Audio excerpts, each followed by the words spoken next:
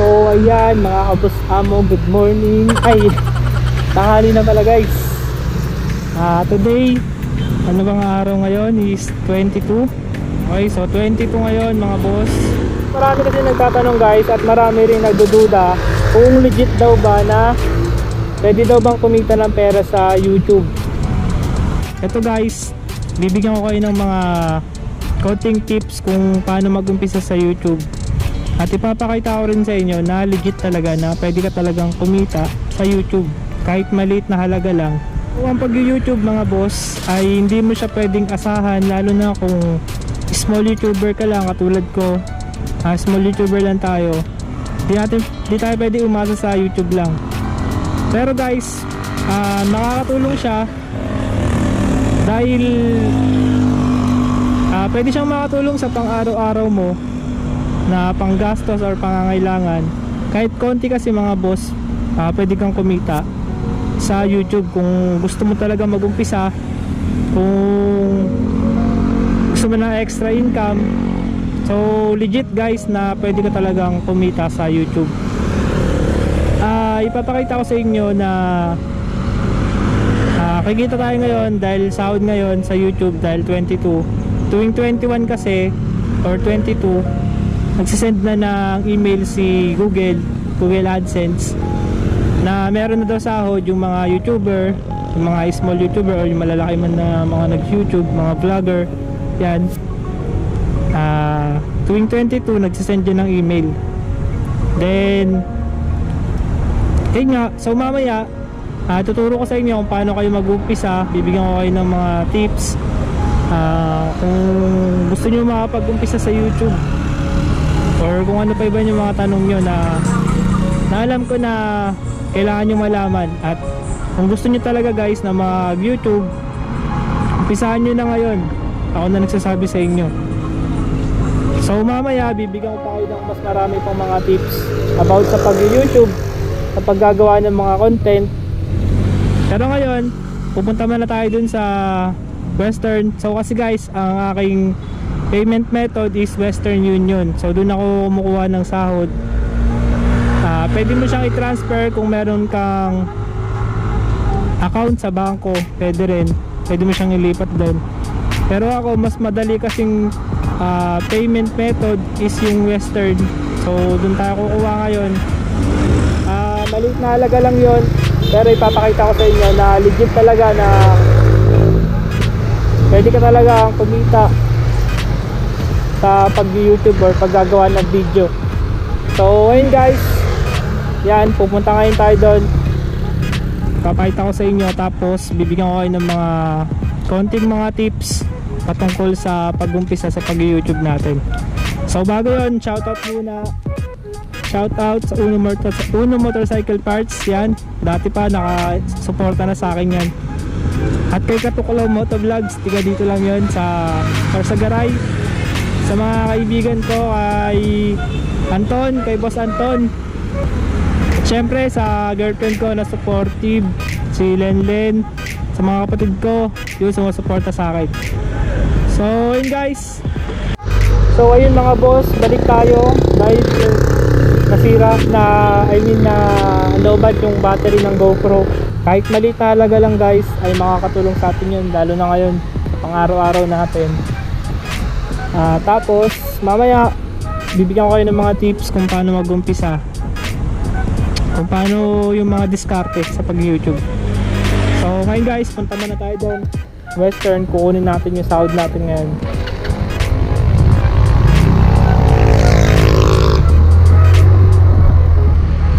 Inis, lobat yung battery ng GoPro. May sira na yata yung isang battery ng GoPro ko. Kailangan nang bumili.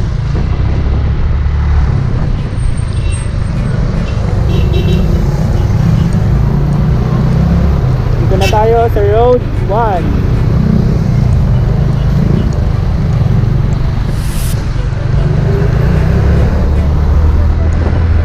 So guys,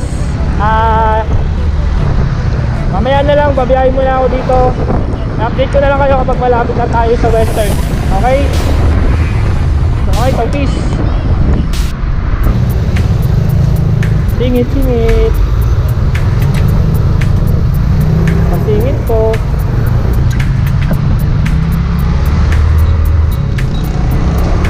Maganda sa Mio Sporty, madali lang isingit eh.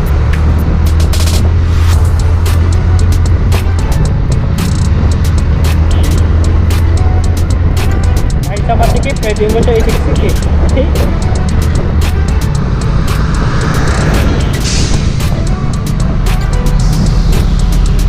Yes. Hindi tayo kukuha guys sa loob ng Star Mall.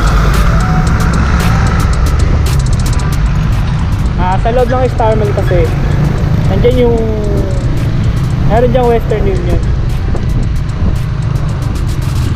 Sa Western na yun mga boss, mas konti yung wala silang binabawas kung ikukumpara mo kapag sa labas ka kukuha.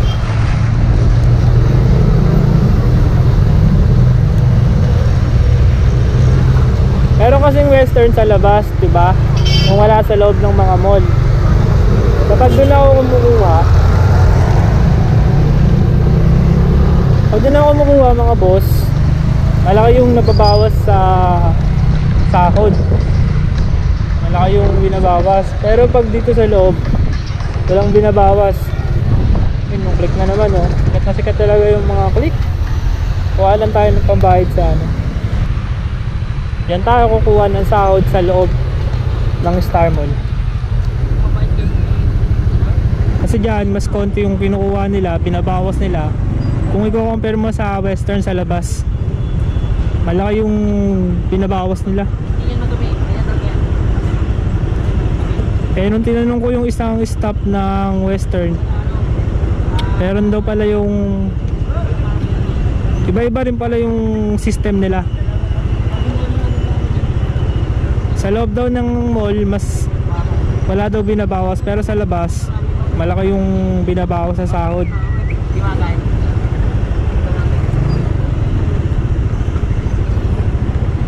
So guys, pasok lang ako dito. Then update ko na lang kayo mamaya kapag nakapasok na ako, pagka kukuha na tayo ng sahod, okay? Alright mga tol, nakaparada na tayo. Pupunta na tayo dun sa loob. Makaparking na tayo dito. So pasok na tayo dun sa loob.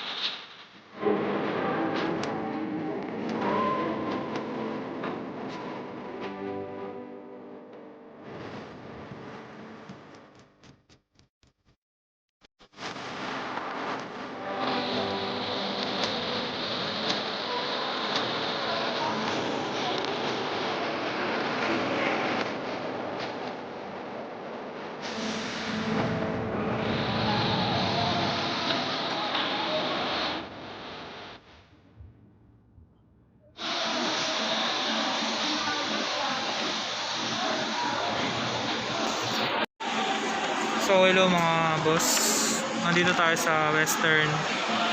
Kahit ako sa inyo.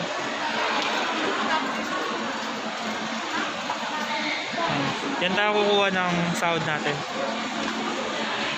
Tapos mamaya pag uwi ko sa bahay, bibigyan ko kayo ng mga tips kung gusto nyo mag-start sa pag-YouTube. So hintayin lang natin guys.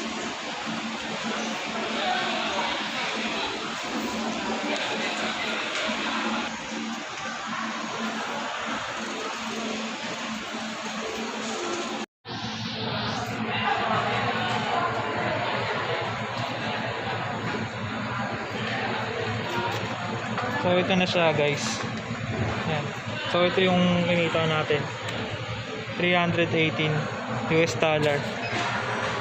So yung $50 dito pinabuo ko kasi tuwing sumasahod ako iniipon ko yung $50. So bali ito lahat 14k lahat. Tapos may $50 ako. So, ito na nga mga boss.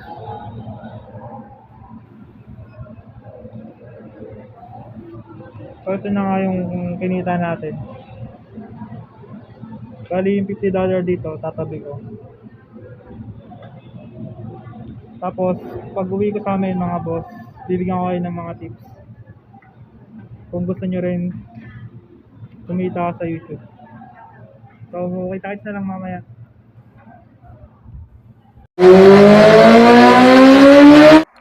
Okay, so ito, nagbabalik ulit Non-Pro Mechanic at magandang gabi sa inyo lahat. At ngayon nga mga boss, nakauwi na ako dito sa bahay namin. Then ito yung kinuha natin kanina dun sa Western. Yan. So pinakita ko to para mapatunayan sa inyo na legit talaga na pwede ka talaga kumita sa YouTube sa pagbi-video mo. So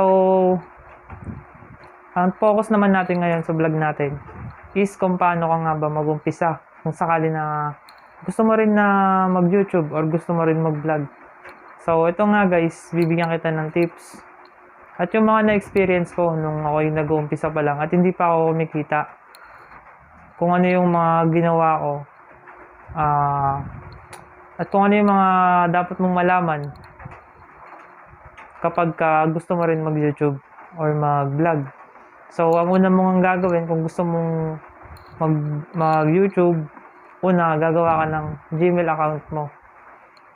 So, search mo lang sa Google yung Gmail. Gumawa ka ng Google account. O Gmail account, gumawa ka nun. Then, pag nakagawa ka na ng Gmail account, automatic na yun na meron ka ng YouTube.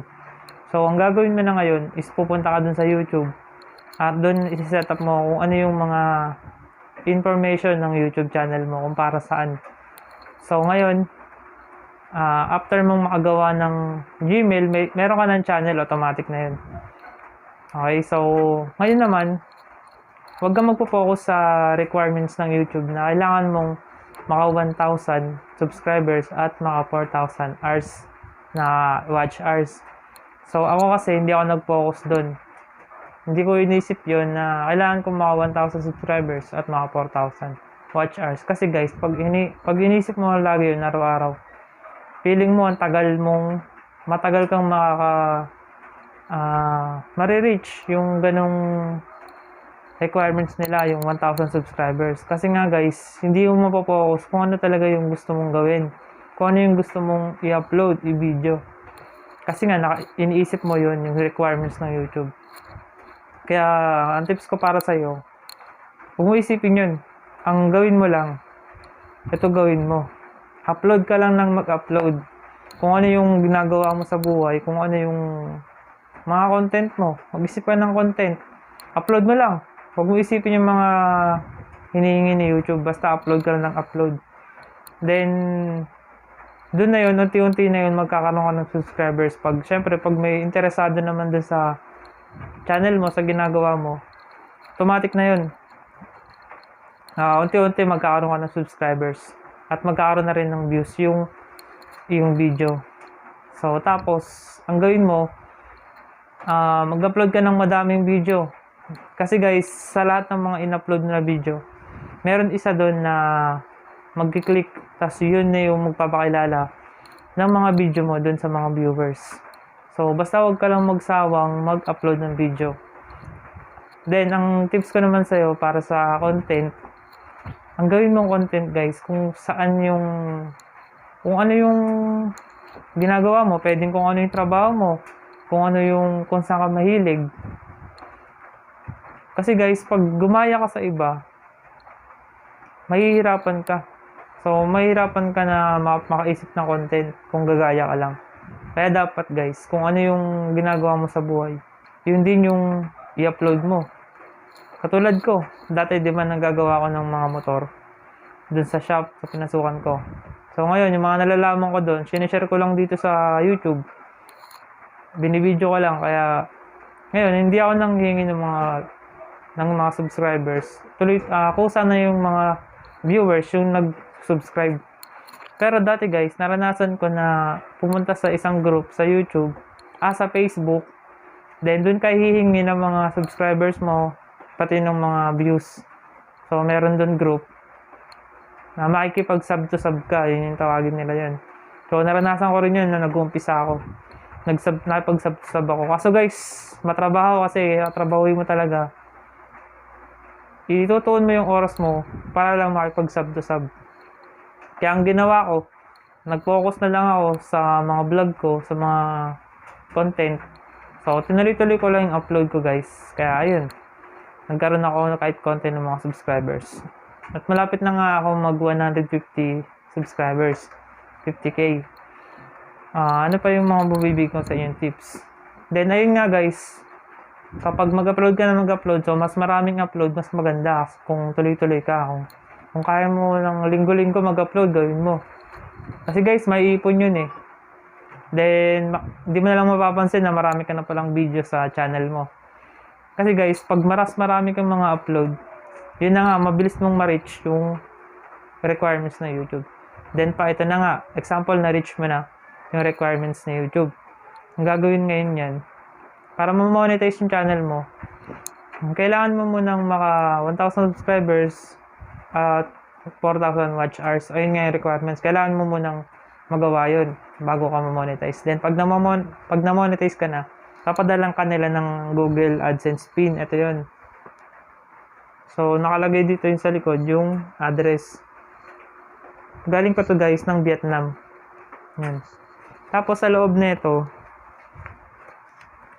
dito nyo makikita yung PIN. Yan. Yan. May PIN dyan sa loob. So, ito yung ilalagay mo dun sa Google account mo. Yung PIN na nakalagay sa loob na ito. Para makasahod ka. Tapos ngayon, pipili ka na ngayon dun sa Google kung ano yung payment method mo. Ang mas maganda kasi yung sa Western kasi mas madali kunin. I-email ka lang nila. Tapos, pupunta ka na lang sa Western para ilagay yung yung MTCN, yung control number. O yun. Kaya mas madali pag sa Western Union ka kumuha. At ayun yung pinili mo na payment method. So, eto guys, share ko sa inyo, bago ko nakuha to, matagal kasi hindi siya pinadala dito sa mismong bahay. Nakuha ko to guys. Ito, dadagdag ko na rin tips ko sa inyo. Pag hindi dumating to, para sa mga na-monetize na nag-YouTube, pag hindi ito dumating sa inyo, mga 1 buwan or 2 buwan, 3 buwan, puntahan nyo sa post office ng lugar nyo. Kasi itong pin ko na to, dun ko to kinuha sa post office pa. Matagal na pala nandun, hindi lang nadadala dito sa amin. So, kaya nung pumunta ako dun, yun, dun ko nakuha to. Tapos dun pa lang ako nakasahod. So, unang-una akong sahod, 5,000. Tapos, ayun nga, tuloy-tuloy mo lang yung pag-upload mo. Yun lang yung pinaka mabibigay ko sa yung tips pagka gusto mo mag-YouTube. Kahit hindi mo alam guys, kahit hindi mo gusto, kahit ano, basta yung content mo. Kasi guys, pag tuloy-tuloy ka na nag-upload, isa-isa na rin pumapasok sa utak mo yung mga content, kung ano yung mga gagawin mong video, vlog, yan. So kaya dapat lang masanay ka na lagi kang nag-upload ng video. Then syempre, dapat original. Ayun nga, original dapat. Upload mo lang kung ano yung ginagawa mo sa buhay, kung saan ka mahilig. Kung may talent ka, pwede, gawin mo. So, basta yun. Tsaka kung gusto mo mag-YouTube, umpisahan mo na ngayon kasi ang dami na ngayon nag-YouTube at syempre, mas maganda kung makapag-umpisa ka na para malay mo, 1 year or 2 years na monetize na yung channel mo. So, pwede mo na ituloy-tuloy. Kasi ako guys, bago na monetize yung channel ko, 2 years yata yun, bago niya na-reach yun. 2 years. So, diba? Kaya dapat ngayon pala mag-umpisa ka na kung gusto mong mag-YouTube. Kasi ang naisip ng content sa motor, kasi nga, mahilig ako sa motor. Then, actually pati sa bike, mahilig rin ako. Kaya, ayun yung naisip ko na content na i-upload sa YouTube na about sa mga motor. So, yun lang guys, yung mabibigay kong tips sa inyo. At sana may natutunan kayo dito sa vlog ko. So, kung nagustuhan nyo ito naman guys, pa-like naman yung paki-like naman itong video na to. Kahit like lang. So, okay. So, yun guys. Kita-kits sa next video natin. Abangan nyo yung mga tutorial ko. Peace!